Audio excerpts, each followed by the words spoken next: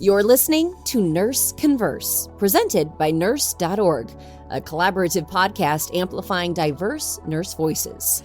Get ready for a dose of inspiration, a sprinkle of education, and a whole lot of community. Greetings, everyone. I'm Dr. Loarte-Rodriguez, and it's my pleasure to be here today to discuss the Nurse.org State of Nursing 2023 report. I'll give you a little bit more background about myself, and then I'll turn it over to my co-host, Wali, to introduce himself and talk about himself. So I am an educator who went back to school and became a nurse, and I have over 18 years clinical practice in the OR, infection prevention, most recently primary care, but most recently I'm doing health equity research.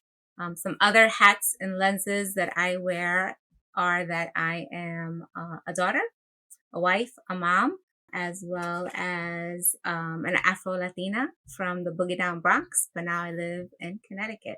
So that's me.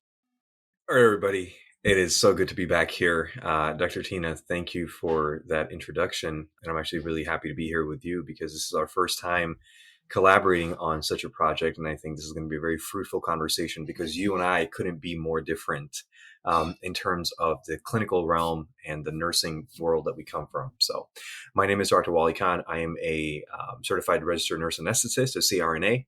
I used to be a critical care nurse, a trauma ICU and trauma resuscitation nurse. For roughly 5 years, I worked in a county hospital here in Chicago. I went back for my doctorate in 2020, so right at the peak of COVID. And that decision was not based on, the fact that it was COVID. This was something that was years in the planning, but it came to fruition in 2020. And so for 3 years, I was in school. I got my doctorate. I finished last year in May. And I have been practicing since. I'm coming up on the 1-year anniversary of being a CRNA, which is really insane because I can't believe how fast time has flown, that it has already been a year that I've been out of school and practicing. I'm really thrilled to be discussing this, I was about to say State of the Union nursing report, which really for us it is. For Nurse.org. It is Nurse.org's, State of the Union nursing report. And it just sounds more grand too. Yeah. So. And I believe this is the third year that they have conducted this report to find out how nurses are really doing, because I feel like Nurse.org has become this avenue and this platform and also like this, this stage and microphone for nurses to where they're able to speak, what is happening and Nurse.org can do a pulse check and then kind of display and share that with the rest of the community and the rest of the world for what is happening in nursing, because so much of what we're going to talk about, the average person doesn't know. So it'll be new information for them, but then also nurses themselves. I feel like we become so bubbled in our own world or our own unit or our own infrastructures and facilities that we sometimes lose sight of what is happening in the larger scale of things like nursing.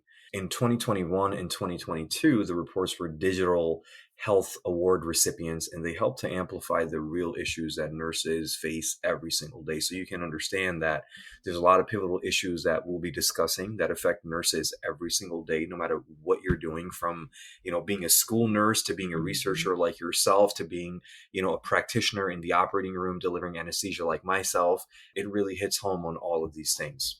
Love that. And just to direct you all to Nurse.org to review the report in its entirety. It's really informative and laid out extremely easy to follow. Because of my research background, I actually wanted to start with the survey demographics and just highlight that from November of 2023 to about February of 2024, Nurse.org had a call out to all of its email subscribers and through social for nurses to respond to the survey. And thankfully, we got 2,427 respondents.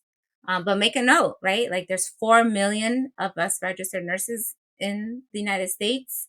There's a lot of opportunity for more involvement and more feedback for next year's survey.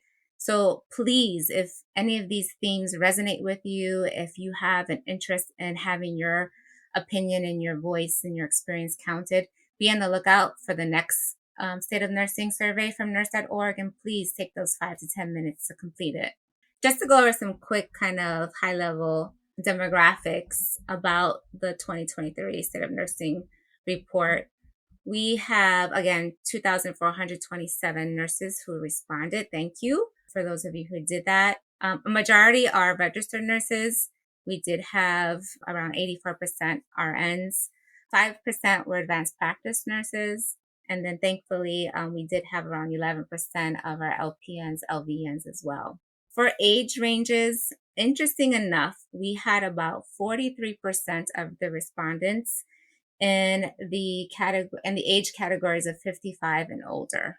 So again, we'll keep that as a reference point as we go back to some of the highlights, because that is the largest area of respondents.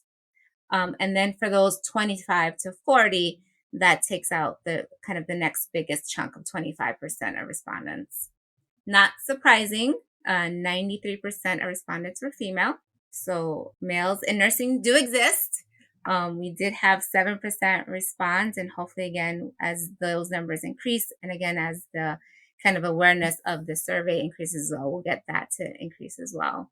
Thankfully, most of our respondents were employed full time. And then also what I found striking as well was about 2,000 of our respondents were nurses that were practicing clinically as a staff nurse. From an education perspective, a majority or half of our nurses had bachelors. As DNP prepared nurses, I do have to make that call out that is probably like less than 10%, if that. So definitely, some difference there. For specialties, again, not surprising, majority were in acute care, critical care, obstetrics, long-term care, emergency, and surgical. I would note that race ethnicity was not displayed in the demographics as well as region. So just to say that we can't make those kind of nuanced comparisons based on those additional identifiers. I think it's really important to talk about demographics and really, kind of put a pin in that so people can understand, okay, these are not some arbitrary numbers or, figures that are sitting in offices or some nurse administrator who's never been in the trench or in the field. Like, these are everyday folks like you and I that are going to work every single day. They have a pulse on what is happening on the units, what is not happening in the units, what is not happening in the hospitals. And, the responses that we're getting are in real time. So discussing the demographics of the survey and how the survey was broken down and conducted is really important to keep in the back of your mind that, like, man, these are people just like me, just like you, and this is what's happening in our profession. So let's get right into it. Let's get right into the meat and potatoes of some of the highlights of, what you guys are saying. And I say you guys because you are an extension of us, and we are truly one body, right? We're one profession. And that's kind of the beautiful thing about this profession, that we can be so diverse and in so many different areas of healthcare, yet we face similar challenges and similar problems. And then when we find a resolution to those problems, well, this report speaks to what happens. So 44%, now remember, this is, a sample size of almost 2,500 people. So we're going to base that these are the people that are responding, because obviously the rest of the folks who didn't respond back were not accounted for this. 44% of nurses replied that they were happy they chose nursing profession versus 2022, and job satisfaction rose 64% from 2022 to 2023. And I feel like this is a huge thing that we really got to break down, Tina. Absolutely. How can things change so much in 1 year, right? I remember last year, everybody's like, I'm leaving nurses. I hate it here. No one listens to me. I'm burnt out. I'm tired. I'm not valued. I'm not loved. I'm not appreciated. Bye, right? Like, this whole thing was happening. And in the span of 365 days, you have to ask yourself, and I'll ask you, right? What changed? What changed? Like, what changed that you have 64% people responding saying, I am satisfied with my job, as opposed to 1 year before, I'm out the door? What changed? There's so many things that I can reflect on. I mean, the most obvious one for me is the emergency pandemic declaration ended, right? Like, COVID finally officially ended, although COVID's now part of our everyday life. But the increasing in available testing, the increase of vaccination rates, I believe the increase in PPE and the emergency funding that went into kind of to stabilize, the staffing challenges, crisis that, that we saw in 2020, 2021, 2022, really, I think, righted itself in 2023. And the other piece too to that, I think, is that the nursing profession has really been able to stand up and say, you need to recognize my skill. You need to recognize my expertise. You need to recognize my value, and you need to listen and work with me, work with us to improve our work settings. And so I feel that that momentum has definitely started to shift more in 2023. And we were spoken before the podcast, and I said, this reminds me of a story of Malcolm X and Malcolm X's childhood. And for those of you that may have read the autobiography of Malcolm X by Alex Haley, there's a very important point from his childhood that he mentioned that really stuck with me for the entirety of my life ever since I learned about him and his remarkable story, which is, he comes from a large family and he had many siblings. And obviously his father was, killed by the KKK, and his mother was raising these children by herself. And you can imagine being the youngest of 7 or 8 and wanting to be noticed and wanting to be heard and wanting things for yourself. But your mother has to get to all of your other siblings, and then you're the youngest and kind of like forgotten. And so he recalls the story when they would be sitting at the dinner table and he would make the most noise. He was very verbal and he would always seek attention because he wanted to eat. He wanted certain things for himself. And then he kind of fast tracks and talks about it. And he says, I learned a lesson from my childhood that if you want something and if you want it bad enough, you really have to make noise. You got to be noticed. You got to be heard. And that goes back to the saying that closed mouths don't get fed. And so nurses, I believe, exemplified that model, is where they made noise, enough noise that people that neglected them and didn't listen to them or didn't even hear them were forced to hear them, were forced to listen to the complaints. And they're not just like, petty, tedious complaints. They're like, hey, these are real life issues that are affecting us and our patients, and we can no longer do our jobs because you have not been listening to us. And enough noise was made between the year 2020, 2021, 2022, and enough walkouts happened, enough strikes happened, enough picket lines were walked. And you know what? Now you're reaping the fruits of that harvest, where people are starting to feel a little bit more satisfied and a little bit more content and a little bit more optimistic about their profession. Because guess what? If nothing changes, nothing changes. Well, something changed, right? Something clicked inside all these nurses and said enough is enough. And now we're seeing people reporting this, higher job satisfaction, because guess what? Staffing ratios, although still not optimal, are better than what they were, right? Salaries, not ideal, and they're certainly not matched with inflation. Nope. But they're better than they were a year ago. So can we continue improving? Absolutely. Undoubtedly. We most certainly can. But it just shows us that we have room to improve, and we can improve because we have improved. And I think that's where this nurses were happier and more satisfied at work in 2023 comes from, because the complaints of the previous years, some of them have been rectified, not entirely, but they have been. And that's a very promising notion as we continue forward into the future of our profession.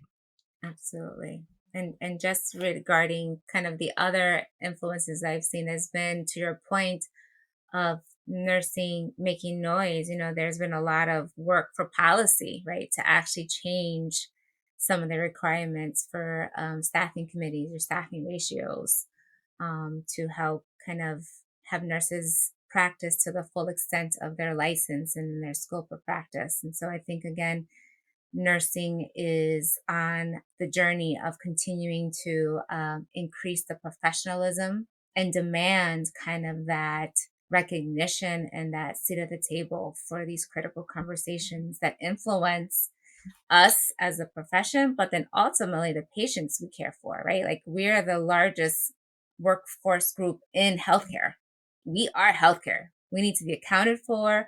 We need to be at the table We need to have all of our experiences and our opinions listened to, and part of the solutions that are going to be needed to continue with the other changing reality of, the demographics of the United States, as well as healthcare and the nursing profession. And I found this to be very interesting, and it may seem that you and I are kind of biased because we are currently of this degree that we're going to talk about, but I really want to speak about it from an impartial standpoint, just kind of like an outsider looking in. So nurses with, and this is a highlight, but also a point of discussion here of this report, that nurses with higher levels of education continue to report higher job satisfaction rankings in 2023. And about 68% had a postgraduate certificate or diploma in 2023, as opposed to 51% in 2022. Meaning people understand that if I want to be respected, if I want more pay, if I want more knowledge, if I want an increased scope of practice, if I want more skills in my life, if I want more respect, and I want to feel more dignified, then I need to change my own status quo, right? I need to become more educated. I need to become more resourceful and more valued, right? And those are key words, because when you are resourceful and valued, well, people will see your worth. And when they see your worth, you will be compensated for your worth. Right. And that kind of forms this beautiful little sphere of satisfaction. There were 64% that had a doctoral degree in 2023, as opposed to 32% in 2022. Now, obviously, a doctorate takes 3 years to perform and attain, but the fact being that they were in the process of obtaining their degree, and now in 2023, when they answer these questions, they're substantially more satisfied working as, a head clinical researcher or a CRNA or a midwife or a nurse practitioner, and they're practicing to the maximum extent of their license. And that is much better than what they were doing at the bedside. People that had an associate's degree, they have lesser job satisfaction. People that have just a bachelor's degree compared to those that have a master's or a doctorate. And this is not me speaking anecdotally. This is people speaking based on their lived reality and what's happening to our profession, is that when you make that sacrifice, and it may not be for everyone, because not everyone can afford it. And I don't mean financially. I mean, you're a mom of 3 kids. You have teenagers. You have 3 kids at school. Before we got on the phone, you're like, hey, can we hold that conversation for a second? I got to go make dinner. My husband's going to come home too. My kids got to be fed. But guess what? You're also a doctorate level trained nurse that has a day job. So it's like, you're putting on a lot of hats to do this. For some people, it's not worth it, or they can't, or they don't want to. And that's okay. But understand that on the other side of that struggle and that sacrifice, there is greener pastures and there is reward to be had. And this, report that we find is a testament to that fact. And so if you're somebody that's looking for more satisfaction out of your work and out of your life, your professional life speaking, right? There's an opportunity that exists, and you can do that because we have the numbers to prove it and people are speaking. Right. No. And I mean, again, you called this out earlier when you started on this theme, but we definitely have a different experience and a bias because we are both doctorate trained professional nurses. But internally for me, like, I've always been an avid learner, and I always knew I wanted to continue my educational path. But unfortunately, early on in my nursing career, I didn't know the avenues to do that. When I first trained, it was, again, because I'm a second degree nurse or second career nurse, the training program I went through was a master's program to be an advanced practice nurse, but I hadn't even been a bedside nurse yet. And so I knew at that point I didn't want to go complete an advanced practice degree without having the initial clinical experience. And so I said, that's not for me now. And I'm going to learn and be a nurse at the bedside first and foremost. So that was something really important to me. I wanted to have that clinical experience before I went back to get my advanced degrees. The other, I think, reality too that I saw as a nursing student and then as a young nurse was that I didn't see a lot of people like me in either my universities or in positions of leadership at the organizations I worked in. So, I often share about how I was the only, and sometimes to this day still am the only in certain groups and certain venues. And for the reality for many of us is that if you don't see it, you don't believe you can be it. And so I think there's also the reality of having the nursing pipeline be really reflective of the population being aware of and transparent with the data regarding, their applicants, their matriculation, their graduation, the professors as well, and also translates to, clinical practice with all levels of nursing, bedside nursing, nurse leaders, nurse executives, and nurses on boards, right? Like as the higher you get up, the less diversity you have within those groups.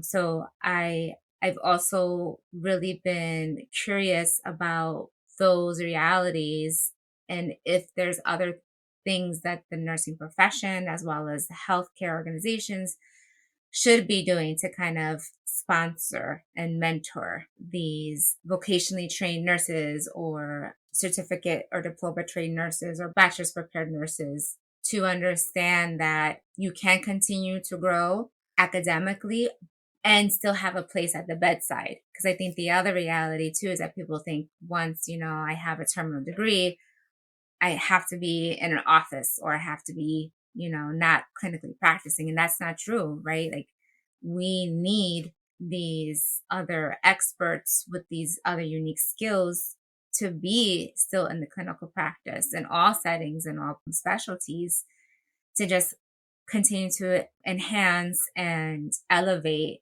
the clinical practice and the expertise that we bring. And so just a little plug there. You can go back to school.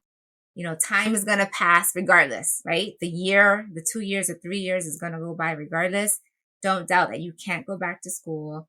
Look for programs that fit your life.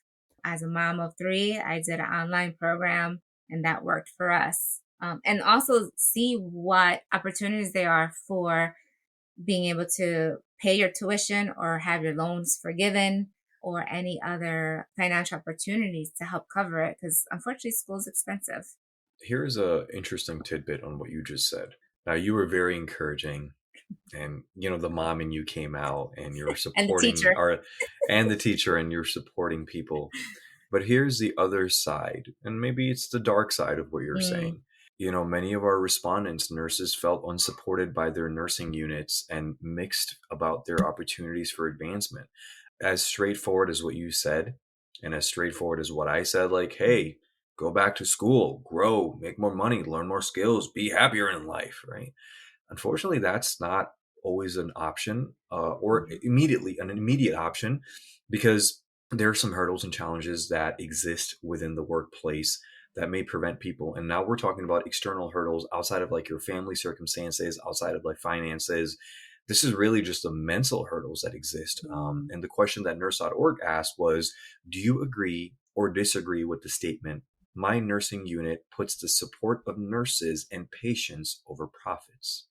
And nearly 60% of nurses didn't feel their unit supported nurses and patients over profits. And I want to read a quote to you from one of our respondents. And they said, there are channels to offer feedback, but nothing seems to be done about them.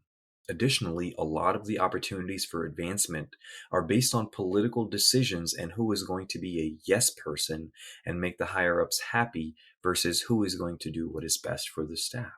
That's really interesting, because all of these nursing administrators and higher-ups were once nurses, right? Like bedside clinical nurses. Mm-hmm. And they were fed up with status quo, and that is what led them to want to change and be something different.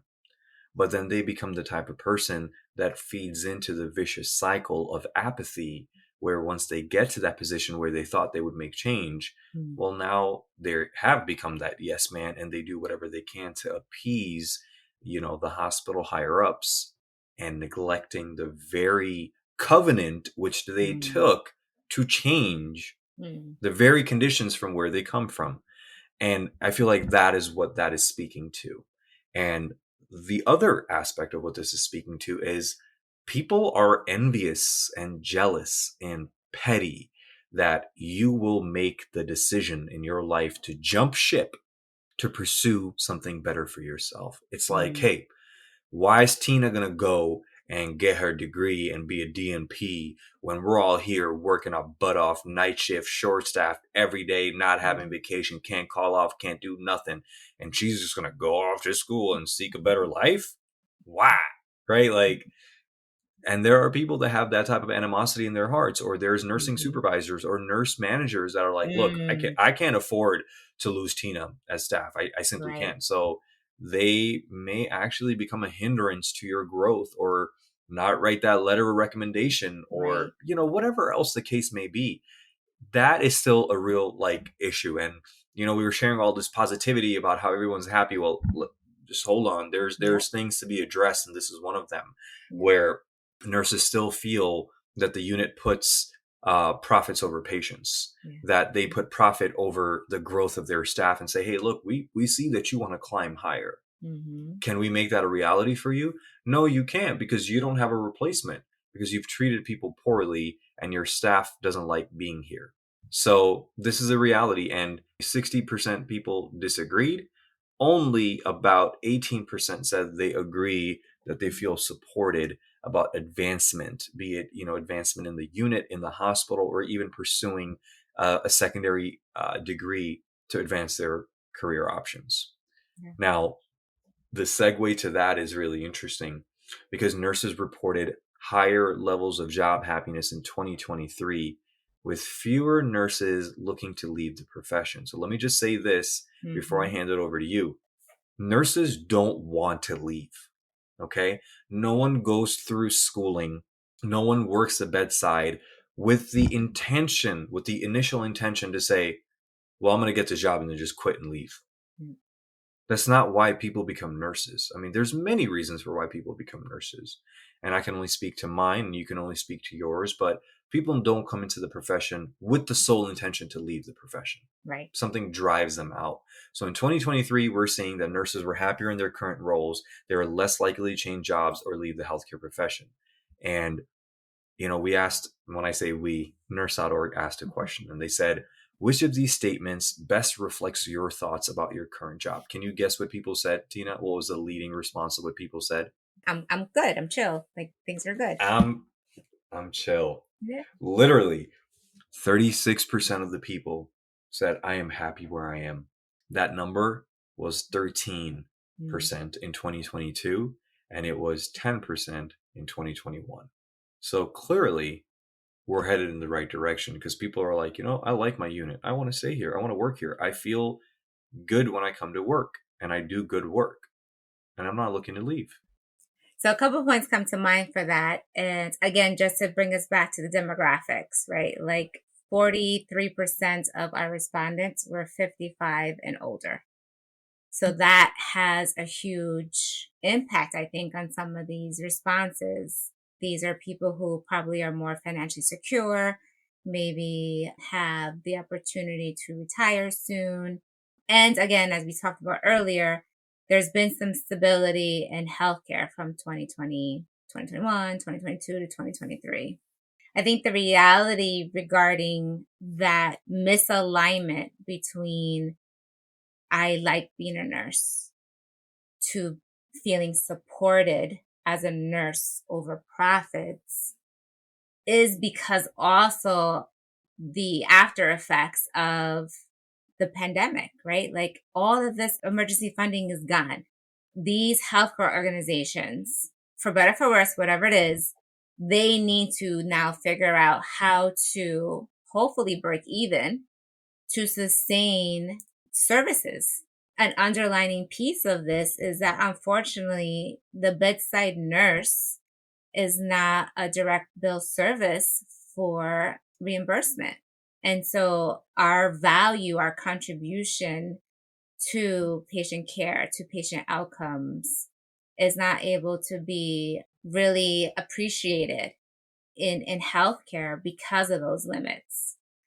And the other, I think, reality too, speaking from somebody who was a healthcare leader, a healthcare executive, is that there is so many competing priorities in balancing the realities of safe patient care, high quality patient care, patient-centered care, with staffing engagement, staffing retention, professional development, staff training, right? Because we know our nursing students did not have the same clinical training and opportunities that we had because of the pandemic. And that's a reality, right? Like, we have to be honest about that and reconcile that. The fact now too is that many areas don't have the direct ratio of one unit to one nurse leader, right? Now there's one leader for like 5 units and over 100 people. And there's very, very few organizations that I know, even industries I know, that with that ratio of leader to frontline staff, that can have meaningful relationships and conversations to really, be able to say, Wali, I care about you. You're an important person. You're an important staff person to me. Let's connect. Let me hear about, what are your barriers? What are your aspirations? How can I assist you? And so, that I think is also a reality of it. But I mean, to your point again, there's so many layers of the onion to unpeel from the State of the Nursing report. And so again, we're just touching a few of these pieces. So we encourage you all to go to Nurse.org to learn more. And we encourage you to take it back to your units, take it back to your nursing circles. Ask if they knew about the survey, if they answered, and how they feel about some of these. 100%. Very true. Now, let me ask you something. This is a point of, discussion in every circle, because this is really what drives a lot of decisions. It's what drives a lot of actions. And really what drives a lot of people is salaries, is money, right? Money talks. Yep. Money talks. Money also walks. It makes people walk away. It makes people walk to things. It often makes people run to things. Yep. 58% of nurses reported a pay increase in 2023. Keep that number right there for me. Right. 58% of nurses reported a pay increase in 2023. But nurses still felt that they were underpaid. 29% of nurses supplemented their pay with a secondary form of income. Like, why? Exactly. Why? Like that's the question, right? Like, why? Yep. Why the hell do you have to work a second job just to make it? What has become of our society? What has become of our, way of life that one job no longer cuts it? And I'm not even talking about just having some extra spending money or like some petty cash, but to make ends meet, to raise 3 kids, to pay your home, your rent, your mortgage, the groceries, the care for your dog or cats that you may have, and your life insurance, your health insurance, your children's insurance, and then try to have like a nickel and dime left over for saving for the God forbid money. Right. And in order for you to do all of that, you have to have a second job, which is that sucks. As if it's not enough to work, your 40 hours, your 50 hours a week. Now you got to have a second job because guess what? Inflation is insane. If you're trying to buy a home, the mortgage is insane. The interest rates are crazy. The house values are inflated. And your $60,000, $70,000, $80,000 a year job just doesn't cut it anymore. So you have to find another job. You got to have a secondary income. And that's stress. That's added stress onto having just a regular job. 58% of nurses reported a pay increase in 2023, but yet they still have to have a second job because fighting for greater pay didn't resolve the issue. Because you also have to keep into consideration what the outside world looks like. I mean, everybody talks about how nurses in California make so much, man. They make six figures. Yeah, their rent is also $4,000 a month for a freaking one bedroom Exactly. apartment, right? They're paying $4,500 for, you know, a 900 square foot Square foot. apartment, right? Not including utilities and groceries and cost of living. All right. Nurses on average earn between 60, and a lot of people don't know this. I think this is transparent information that if you just do a few Google clicks, you can find that information. But nurses on average earn between $61,000 and $91,000 a year in 2023. And if it's not enough, if $90,000 is not enough for you to live and you have to get a second job, something is wrong. Something is deeply wrong with our society, with the way that we are moving forward. And I'll give you some statistical figures just to kind of, you know, put out into the air. Of the people that answered, only 4% are making more than $100,000 a year. Only 4%, right?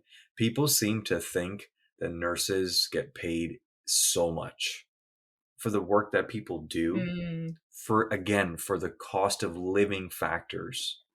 That is not enough, especially when you have children, 3, 4, 5 children, 2 children, or even a child, singular, right? You Or have to other dependents, right? Like sometimes other, we're taking care exactly, of our parents, our aunts, uncles, you know, throw anybody in the else. factor that somebody may have a chronic illness that Yeah. requires, you know, additional income that has to get allocated towards that. If you have kids that are in college that you actually have to pay for, textbooks, school expenses. And I mean, I'm just talking as a normal average human being now, right? These are needs that all of us have. And this is one of the points of contention that nurses have, is like, you're not paying me enough, so I got to go do something else. And that takes us to the next point, which is, listen, 29% of nurses had a secondary form of income in 2023. That blew my mind. Again, we're highly skilled. We are the foundation of healthcare. We are critical to so many settings and practices, yet that number is insane that we have to have a second job. Even 3 jobs. Yeah. Where are these second sources of income? Let's talk about that. About 26% are working per diem shifts. I'll pick up another job, a locums job, a 1099 contractor job, which will pay me double, almost triple the hourly rates that I'm getting paid on my unit. And I'll pick up more over there than I am at my unit. I'll call in sick on my unit and go work a shift. Not me, like Wally, right? Correct. But it happens. It happens, right? I'll do that because I'll get paid 3 times as much to do the same work. Or I'll work in a lesser acute area and make twice, thrice as much. Yep. People have non-nursing side hustles, second jobs. Like, you may be a night shift nurse, but then you're a nanny on your off days. Yeah. And being a nanny in one day pays you more than you would being a nurse for 2-3 days. Plus, the family you nanny for pays for your food and covers mileage, right? People are working overtime shifts. Man, it's bad enough to work your shift. Like, this is coming from a critical care nurse, right? A former critical care nurse. Like, working 12 hours, taking care of vent-dependent patients, right? Giving them all of their care that they need. And then getting that 1 or 2 days off, but then saying, you know what? No, I got to go back to work another shift because I need more money. And now you're working 6, sometimes 7 days because you need the money, right? There are people that are nurse writers, these incredible articles that you see about your profession and research, right? That's a second job. And there are people that are using the likeness of being a nurse, the likeness of being able to wear scrubs to do other things. People are, the term is nurse influencer. They become an ad or a spokesperson for various healthcare brands that will give them more money for posting a social media post than they may make in an entire week of working as a nurse. And that is more appealing and enticing than having your day job. Right? But this is where nurses are going. This is what nurses are doing and how they're making their money. And I will hammer in this point, Tina. Nurses with higher levels of education were more likely to have a secondary source of income. Yeah. And for me, I just wonder how much of that intersects with the satisfaction, right? And also feeling supported, because if you're not supported at your workplace, but maybe you're already vested or you have seniority.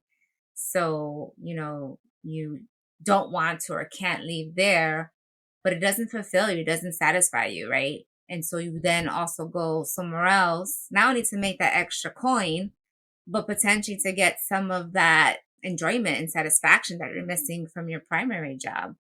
And speaking of satisfaction, I mean, pretty much across the spectrum, everybody reported a larger or a greater increase in their job satisfaction in 2023. But this is really interesting. The highest level of job satisfaction was amongst ambulatory nurses. So working in surgery centers, outpatient settings, non-bedside nurses, pediatric, surgical OR nurse. And I believe that you yourself, right, have that. That's where you started. You were an OR nurse. And these people still reported satisfaction, but these were the least, right? Critical care, because it's exhausting, mentally, physically, emotionally exhausting. The float pool, where you're just being ping-ponged all over the hospital. Right. They tend to be lower in terms of their job satisfaction, but it's interesting, right? Ambulatory care, working at a surgery center, Monday through Friday, 8 to 3, and you're out the door, no weekends, no holidays. Man, that's a good life for some folks. They can be there for their kids on the weekend, go take them out to their softball tourneys and, football and baseball, and be there for practices, pick their kids up at school at 4:00 and be home for dinner at 5:30. People want to be people. Right? Nursing is just your job. It's just a profession. It's not your life. It's not. If it is, if you think that way, I would advise you to rethink, because you are, like you said in your introduction, a mother, a daughter, a sister, a wife, right? A caretaker. Those are things that define you because you do them every single day for a majority of the hours of your life. Right. But when it comes to professional satisfaction, there's a reason why those particular specialties are more satisfied with what they're doing. And again, just a switch to kind of the settings, right? Like ambulatory nursing is very niche, right? Like it's kind of, I know what I'm expecting. And because of the business model, because of the functionality, the role of it, there's less discrepancy, less, anticipation. Although I worked in primary care and I know every day was a different day, but, compared to what is happening at med-surg and in the critical care areas, that is a stark difference. And the other piece too is that as healthcare really pushes the patient out into these other areas, right, there is that ability to still take care of complex patients. But again, to your point of being able to do that in a 9 to 5, Monday to Friday, no nights, weekends, or holidays, to have snow days or bad weather days, right? Like that's not reality of the acute care and patient world. Like regardless of what's going outside, we need nurses inside to care for the patients. So I think as healthcare continues to evolve, that will also be, and as the care gets dispersed into other settings, it'll be interesting to see how these reactions trend. So these next two things that I'm going to mention, they're very interrelated, and that'll kind of take us to our close for this discussion. We asked the nurses, we said, if you're planning to leave your current nursing position, why are you deciding to leave? And before I give the answer, I'm actually going to ask the second question that we asked them. And we said, if you are thinking about leaving your nursing position, what are your career plans? So first is, why are you leaving? And the second is, what are your plans? Like, all right, if you're leaving, where are you going? First one, why are you deciding to leave? Can you take just a wild guess and throw that dart in the dark why they're leaving? Money. There you go. Ding, ding, ding, ding, ding, ding, ding, right? Drum roll. Money. Show me the money. Right? Money. Number 2, administration. Number 3, staffing. Right? If you have people that won't listen to you, why do you want to continue talking to them? Right. You don't. That's the definition of insanity. Stay in the same place thinking things are going to change and they don't. Number 3, staffing. If it's not safe for your patient, but before that, if it's not safe for you, you don't want to be there. Yes. And these are the top 3 reasons for why those that are going to leave are going to leave. And if this applies to you, I feel for you. Right. But let's connect it to the second question, which is, Okay, so you're going to leave for more money, for admin, for staffing. But what are your plans? Number one, I want to leave the bedside. It's not doing it anymore. I don't want to deal with nursing managers and in-house supervisors and, cranky coworkers and terrible family members. I need to do something different. Can you guess what that translates to?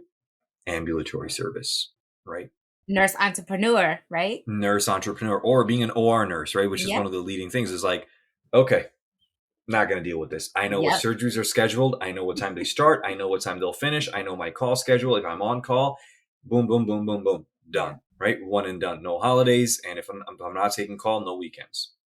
Number two, I want to go back to school. And that's why we said people with secondary education or secondary degrees have reported an increased job satisfaction and also life satisfaction. They're happier. They're making more money. They have more skills. They have more knowledge. They are more valued. They are more resourceful. And therefore, that's where people are going. And your two hosts that you're listening to right now, that's the path that they pursued because of these very reasons. And then number three, they said, I want to do per diem nursing, which I believe relates to number one, which is more money. Nobody wants to do per diem nursing because it's fun. They're like, hey, I have some free time. Rather than me doing something productive with my life and investing in my interests and hobbies, let me do a per diem shift. No, it's because people want more money. That's what it comes down to. And healthcare cannot adequately function without nurses. And thus, the end all be all, once again, is that we need to be treated better, respected, heard, and paid better. That is the answer to your nursing shortage. I've said in my podcast, there isn't a nursing shortage. There is a shortage of people willing to do crappy jobs in crappy circumstances and conditions with crappy people. That's the shortage. Staffing levels and the reason I say that is because staffing levels marginally improved in 2023.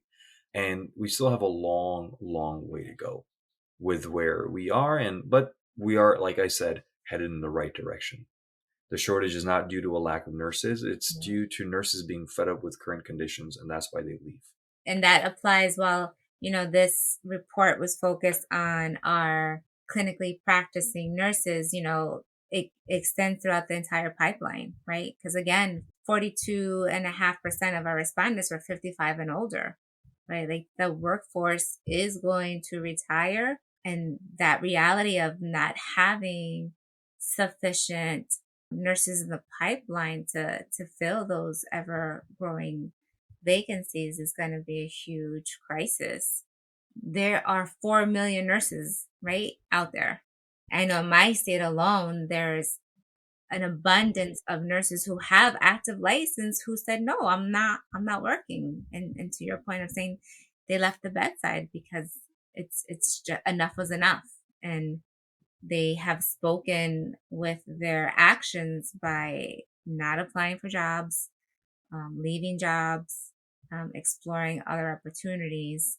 And it's just really critical that we continue to use our voice, use our platforms, encourage and support our participation at those tables where decisions are being made, becoming more active in boards and even running for office, right? Like a lot of this is going to happen, unfortunately, in legislation because healthcare needs to be mandated, it feels like a lot of times, to do the right thing. So it'll be interesting to see, how our nurses are feeling over the next couple of years. And I would just leave with these two conclusive words to our listeners. When Nurse.org sends out this survey, please respond, because we want to hear from you, need to hear from you, because this is the way that we keep a pulse on our profession. This is the way that we connect with you to give you what you need based on what you have asked. And of course, there's limitations to this survey. One of the limitations being that when you send it out, people don't answer. Right. And how will we know how you're doing if you don't tell us how you're doing? And then just, Nurse.org cares about nurses at every stage of their journey. Whether you're just thinking about nursing, whether you have thought about nursing but don't know the next steps, there's a lot of support and empowerment that's there for people to better their careers, their lives, and their profession. And so there's a lot of published, trusted educational resources that you can find on Nurse.org. And also, if you want to go through this, this report that we have discussed, please, the entire report is available on Nurse.org. You can go there. You can subscribe to, many of their social media networks, such as Instagram, Facebook, YouTube, and you'll find, many beneficial things that will help you in your career. Tina, thank you so much for being here. I really enjoyed our conversation. I think this is really important to have a dialogue around this because many people are unaware of what is happening within the profession while being in the profession themselves. So I was really grateful for this opportunity.